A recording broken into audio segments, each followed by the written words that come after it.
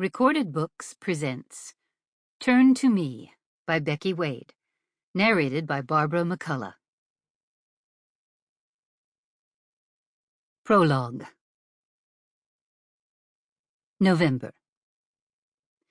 Finley Sutherland's father had left her several things in his will, the most surprising of which was a clue.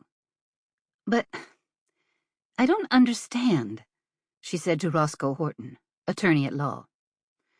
"Your father planned a treasure hunt for you." Mr. Horton leaned forward over his impressive potbelly, huffing at the exertion, to extend a white envelope to her across his desk. "He stipulated that you be presented with this, the first clue in the treasure hunt, at the reading of his will." She accepted the envelope, instantly recognizing her father's handwriting and the thick flow of black ink from his favorite fountain pen. "For Finley," he'd written on the outside. "He asks that you store the envelope in a safe location," Mr. Horton said, "and wait until the morning of your next birthday to open it. When is your next birthday?" "January." "Do you think you can resist peeking until then?" "Absolutely." It felt sacrilegious to even consider violating a request left for her in her dad's will. Finley held the envelope carefully, aware of the attorney's attention on her, as she looked down at it in her lap. Her father had named Mr. Horton the executor of his will, and since she was the only child of a bachelor, he'd named her his sole beneficiary.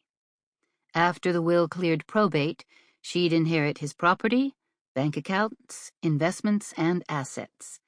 And yet this, a simple envelope, was the thing stirring both grief and wonder within her. Her father had died suddenly in prison 1 month ago. She hadn't expected him to speak or write another word to her, yet through this mysterious, surprising letter, he'd found a way to continue communicating with her. For Finley. "Your father told me that he used to create birthday treasure hunts for you when you were growing up," Mr. Horton said. She raised her face. "Yes, every single birthday before I left for college, he'd send me on a treasure hunt to find my gift." "Sounds like a nice father-daughter tradition." It was. Memories rushed like a film reel through her brain. Her gasps of discovery when she'd solved one of his clues. His deep chuckle. The patter of her feet as she'd raced to see if she'd guessed the location of the next clue correctly. Tearing away shiny pink paper to reveal the dollhouse he'd given her when she'd turned 7. Astonishingly, her father was reaching out from the grave to give her one final gift. Chapter 1. January. This wasn't the first time that Luke Dempsey had been burned by his belief in the concept of honor among thieves. This was only the most recent time. When he'd been burned in the past, he'd told himself he wouldn't put himself on the line again. But in time, his conscience would butt in where it wasn't wanted. He'd put himself on the line, then pay the price. Then tell himself all over again that he'd learned his lesson.